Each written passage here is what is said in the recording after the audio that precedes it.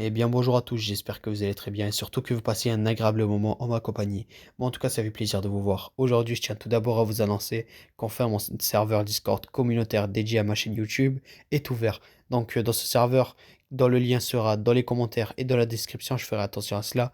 Vous pourrez débattre, vous pourrez discuter, chercher des gens avec qui jouer, rigoler. Il y aura des événements, des concours aussi. Plus on sera nombreux tout simplement et plus il y aura ceci et du coup plus on rira ensemble. Donc n'hésitez pas à rejoindre en masse le serveur, ça me ferait énormément plaisir. À ramener vos amis aussi pour leur faire découvrir la chaîne et tout, parce qu'avant tout c'est ce qu'on veut être nombreux, on veut s'amuser. Donc n'hésitez pas à les ramener. Et plus on est nombreux, plus on rit tout simplement. Et en même temps on fera des collaborations, que ce soit avec un serveur de streaming déjà qui est en cours, qui propose des films et séries. Je laisse son pseudo ici, c'est une très bonne personne les gars. N'hésitez pas à l'ajouter en masse. Et du coup, on va passer au contexte de la vidéo. Donc cette vidéo, ça sera un top 10 des Bankai les plus puissants. Je vais pas me prendre des sources telles que les romans, tout ça, donc il n'y aura pas d'Azashiro et d'autres personnages encore, mais c'est pour cela. Et je vous dis à tout de suite. Alors en dixième position, j'ai décidé de commencer par Byakuya Kuchiki, capitaine de la 6ème division. Son Bankai Senbon Zakura Kageyoshi, qui est simplement un pouvoir qui lui permet de transformer sa lame en des milliers de pétales de lame, capable d'attaquer ou de défendre selon sa propre volonté.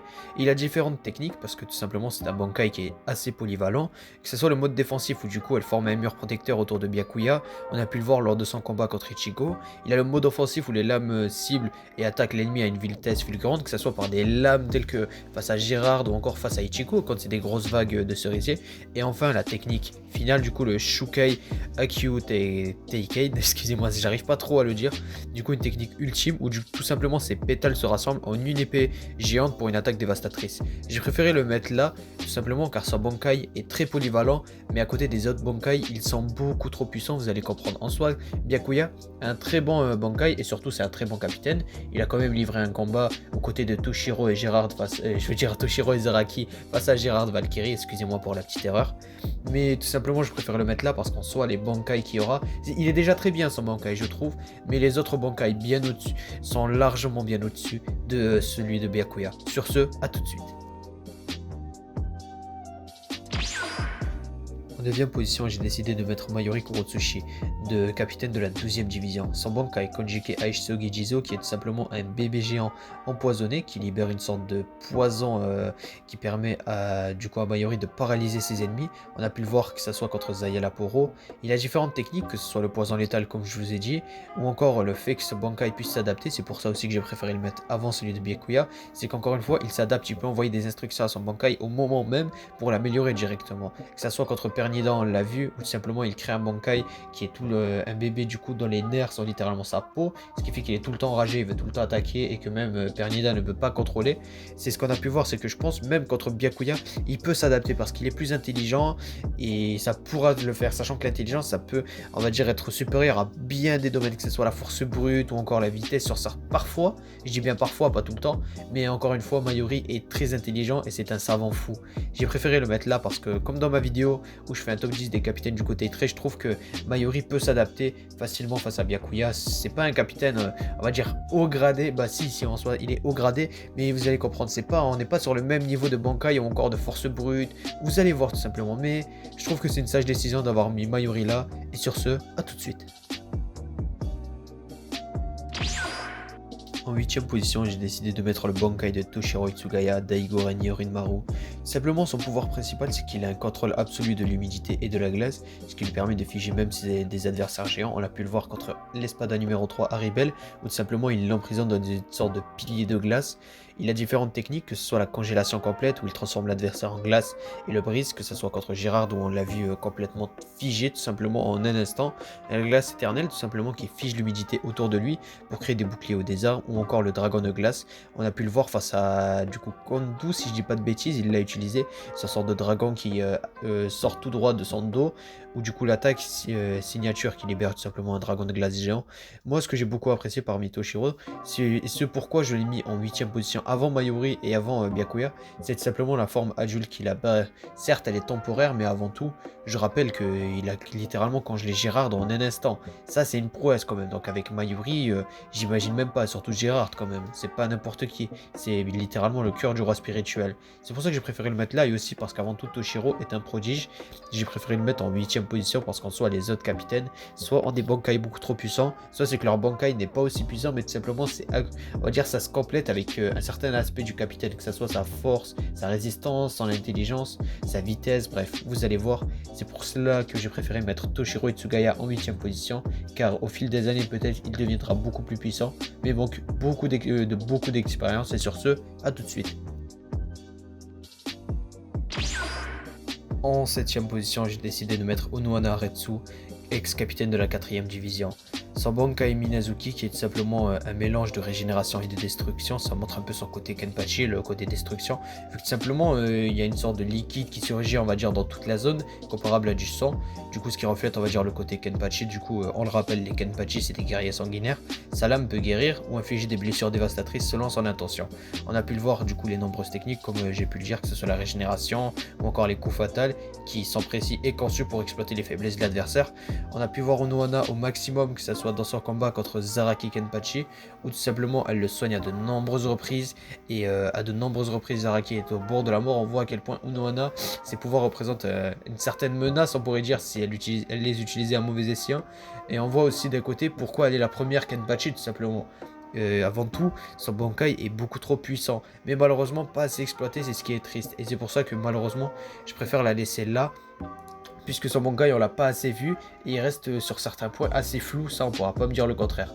Et aussi parce que je trouve que déjà face aux 3 autres elle les battra facilement, mais aussi les autres capitaines en soi, je pense qu'ils ont des chances face à du coup Onohana Aretsu. Et sur ce, à tout de suite. En 6ème position, j'ai décidé de mettre le Bankai de Zaraki Kenpachi, capitaine de la 11ème division.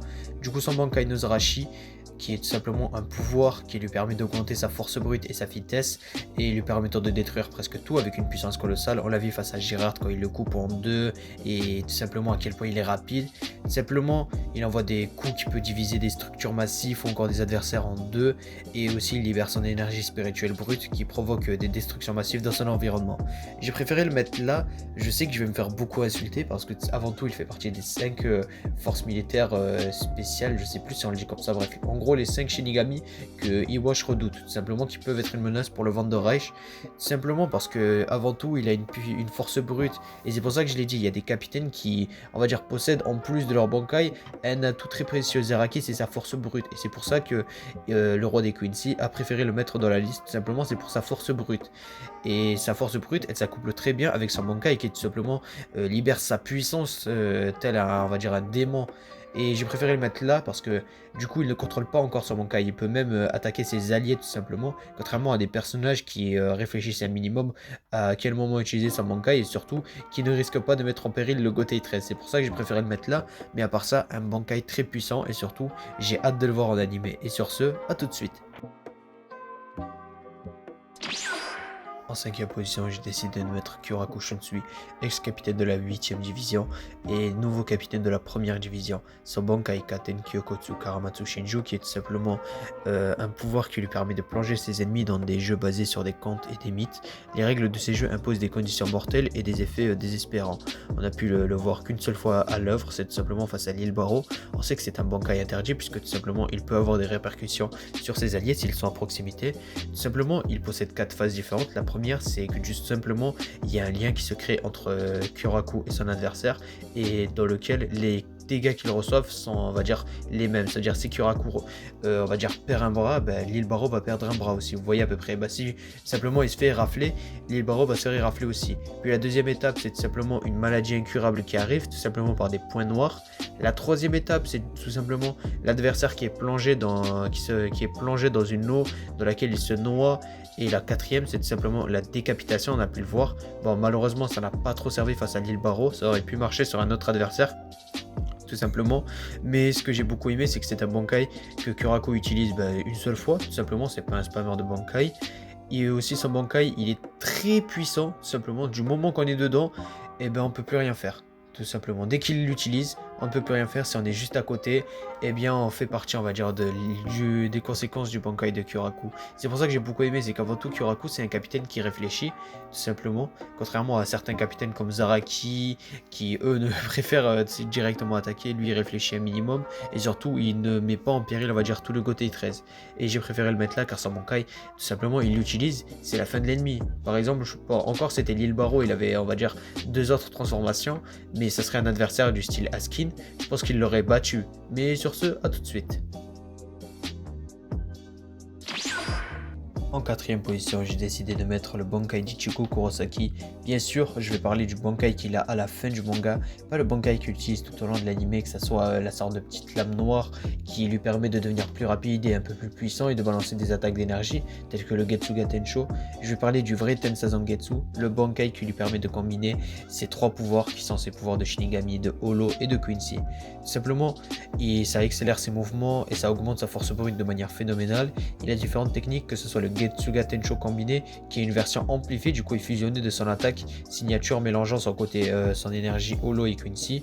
Il a une attaque concentrée qui lui permet de lancer des coups dévastateurs avec une force brute énorme, et enfin la manipulation instinctive de l'énergie, où Ichigo peut utiliser ses capacités naturelles sans effort apparent. On a pu le voir son Bankai contre le roi des Quincy vers la fin du manga, après que ce dernier ait livré le combat contre Aizen. Ce que j'ai beaucoup aimé, c'est que c'est un Bankai qui, au lieu de, on va dire, d'être le Bankai classique qu'Ichigo utilise, bref, qui n'a pas vraiment d'aura, on pourrait dire cela, là on a une belle conclusion, puisqu'avant tout Ichigo c'est un personnage qui a les pouvoirs d'un peu tout le monde, hein. En dehors de ça il a même des pouvoirs de Fullbring, de Vizar, donc Ichigo c'est vraiment l'homme qui a tout récupéré, quoi. Ça fait rire un peu, et c'est pour ça, c'est pour une fin du manga qu'on voit un adversaire face au roi des Quincy qui est simplement tous les pouvoirs combinés, qui puissent les accoupler, que ce soit comme on a pu le voir avec son Getsuga Tensho combiné, ou encore les techniques liées à l'énergie, que ce soit avec son côté Shinigami tout simplement. Et j'ai préféré le mettre là parce qu'en soi, face aux autres capitaines, je ne pense pas qu'il va faire grand chose, parce que son Bankai reste très puissant, mais je pense que ça s'arrête là. Et sur ce, à tout de suite. En troisième position, j'ai décidé de mettre le Bankai de Kisuke Ohara, ex-capitaine de la 2e division. Son Bankai Kanon Biraki Benihime Aratame, qui est tout simplement un pouvoir qui lui permet de modifier toute chose qu'il touche, qu'il s'agisse d'objets, d'ennemis ou même de son propre corps, en découpant ou en recousant les zones modifiées. On a pu voir de nombreuses techniques lors de son affrontement dans l'arc de la guerre sanglante face à Askin Naklevar, que ce soit des réparations de ses blessures, telles que ses yeux tout simplement, lorsque Askin lui crève les yeux. Il y a aussi le désassemblage d'ennemis. En combat, il peut désassembler ses ennemis en les touchant, et ce qui les affaiblit. On a même pu le voir que ce soit avec sa main aussi, ou encore la modification tactique, qui lui permet de manipuler le terrain ou de créer des failles stratégiques. Ce que j'aime beaucoup, c'est un Bankai qui a beaucoup d'imagination, parce que tout simplement, il faut une certaine intelligence, et surtout que Kisuke Ohara, on le rappelle, grâce à son intelligence et on va dire son certain QI assez élevé, il peut très bien l'utiliser et manier ce Bankai au maximum de ce potentiel, parce que si ça serait un homme comme Zaraki, on va pas vraiment dire Zaraki parce que je verrais pas ce qu'il fait, et par exemple un homme comme Byakuya qui reste assez intelligent, mais pas autant que Kisuke, je ne verrais pas jusqu'où il pourrait aller. Et j'ai préféré mettre Kisuke Ohara en troisième position, oui certes avant Ichigo, mais parce que je trouve que son Bankai est bien plus puissant. Et sur ce, à tout de suite. En deuxième position, j'ai décidé de mettre Genryusai Yamamoto, ex-capitaine de la 1re division. Son Bankai Zonka no Tachi, qui permet à sa lame de concentrer toute la chaleur de ses flammes, atteignant une température de 15 millions de degrés Celsius à peu près, ce qui vaporise tout sur son passage, on l'a vu lorsqu'il l'utilise. C'est un Bankai que lui-même déteste, puisque tout simplement, lorsqu'on a on va dire le sorte de flashback avec Kyoraku jeune, et qui s'intéresse à la sorte de peinture, on va dire, du Bankai de Yamamoto, il lui dit que ceci est un monstre qui ne reviendra jamais, parce que lui-même il le déteste tout simplement. C'est un Bankai qui a failli détruire toute la Soul Society. Il possède différents pouvoirs et différentes techniques, que ce soit une sorte de coupure concentrée d'énergie si chaude qu'elle réduit à néant ce qu'elle touche. On l'a vu, toutes ces techniques là on les a vues face au roi des Quincy, ce qui se nomme le Higashi Kyokujin Tsushin. Et il y a aussi le Minami Kaka Jumankushi Daisojin, qui lui permet tout simplement de réveiller les cadavres de ses ennemis pour les utiliser comme soldats. Le Nishi Zanjitsu Gokui, qui tout simplement crée une chaleur entourant son corps insupportable et qui peut désintégrer tout ce qui en approche. Et enfin le Kita Tenshi Kaijin, qui est une attaque coup de grâce qui annule tout sur son passage dans la vie face au roi des Quincy. Et j'ai préféré le mettre là. Vous allez me dire oui, mais contre Urahara c'est un mec qui réfléchit tout ça, mais en fait Urahara je pense pas qu'il aura le temps de réfléchir parce que Yamamoto déjà c'est quelqu'un qui a énormément d'expérience de une, contrairement à Urahara, de deux. Il a, on va dire, un Reiatsu et même on l'a vu, il a une vitesse accrue et en plus c'est un prodige tout simplement. Avant tout, vous allez me dire Kisuke Urahara aussi, mais en soi, Kisuke Urahara il excelle Yamamoto dans l'intelligence, ça je vous l'accorde. Mais dans les autres aptitudes, même c'est un Bankai qui est beaucoup trop puissant. Du moment que le Bankai déjà il va avoir du mal, Urahara essayer, on va dire, de créer différentes contraintes. En fait, le temps, moi je trouve que le temps qui va essayer de, on va dire, de contre-attaquer avec les différentes contraintes qu'il pourrait envisager pour Genryusai, Yamamoto il aura juste à foncer et faire son attaque qu'il a fait contre du coup le clone, pas le clone du roi des Quincy, mais du coup Royd Lloyd, là, le Stern Ritter, ou du coup une attaque nette et ça sera fini. Bon, pas fini, mais ça va beaucoup l'endommager et il aura du mal. Mais sur ce, à tout de suite. En première position, j'ai décidé de mettre Ishibei Yosube, membre de la division 0. Son Bankai Shirafude Ishimonji qui lui permet tout simplement de renommer tout ce qu'il touche et modifier ainsi la nature ou ses capacités. Par exemple, il peut transformer littéralement un adversaire en quelque chose d'inoffensif ou encore réduire la puissance d'un adversaire. On a pu voir de nombreuses techniques, car il a utilisé face au roi des Quincy, telles que l'effacement de nom, excusez-moi, ou tout simplement le Bankai efface le nom de ce qu'il touche, ce qui diminue ou annule les pouvoirs de la cible, ou encore la réécriture des noms où Ichibei peut attribuer un nouveau nom à une cible, changeant ses propriétés ou capacités en fonction de ce nom. Pourquoi je l'ai mis là? C'est simplement parce que vous l'avez compris, contrairement à Genryusai qui a différentes phases et qui peut même ramener les morts à la vie pour les utiliser comme bouclier ou encore comme on va dire attaque de masse, on a pu le voir face au roi des Quincy, c'est que lui il peut littéralement face à un adversaire tel que Kisuke Urahara, surtout que là c'est des pouvoirs qui relèvent littéralement du divin, on pourrait dire. Je pense pas qu'un adversaire comme Kisuke Urahara il arriverait à créer une contrainte vis-à-vis de cela. Du moins, on n'a pas pu vraiment voir que Kisuke Urahara avait, on va dire, une intelligence qui relevait du divin, tout simplement. Contrairement à Ishibei qui a même pu utiliser limite la main gauche du roi spirituel, tout ça. Vous m'avez compris. Tout simplement, ce pouvoir-là, face à Genryusai, il peut juste littéralement lui changer son nom. Ça va lui donner des pouvoirs différents. Même lui, du coup, avec le temps, il pourra pas vraiment les comprendre et même il va lui réduire drastiquement sa puissance. Surtout que Ishibei, c'est pas que il mise pas que sur son Bankai. Avant tout, c'est le membre, littéralement le membre de la division 0 le plus puissant. Il a livré un beau combat contre le roi des Quincy. Certes, il a perdu, mais je vous rappelle qu'il a perdu parce que avant tout, le roi des Quincy a utilisé The Almighty. Et je vous rappelle que The Almighty, c'est littéralement le pouvoir, je pense, le plus puissant de tout Bleach. Après, j'ai pas lu les romans et l'arc en fer, tout ça, mais bon, on y reviendra un peu. Peut-être dans longtemps, on y reviendra. Mais tout simplement, il a livré quand même un beau combat. Et je pense que si ce n'était pas le roi, franchement, si le roi des Quincy n'aurait pas utilisé The Almighty, je pense qu'il aurait perdu. Mais voilà. C'est pour ça que j'ai préféré le mettre là, c'est que son pouvoir est beaucoup trop puissant. Contrairement à même Ichigo Kurosaki, qui est pourtant le protagoniste. Mais vous avez vu, c'est des pouvoirs qui relèvent du divin. Et on va passer à la conclusion de cette vidéo. Et sur ce, à tout de suite. Et voilà, c'est la fin de cette vidéo.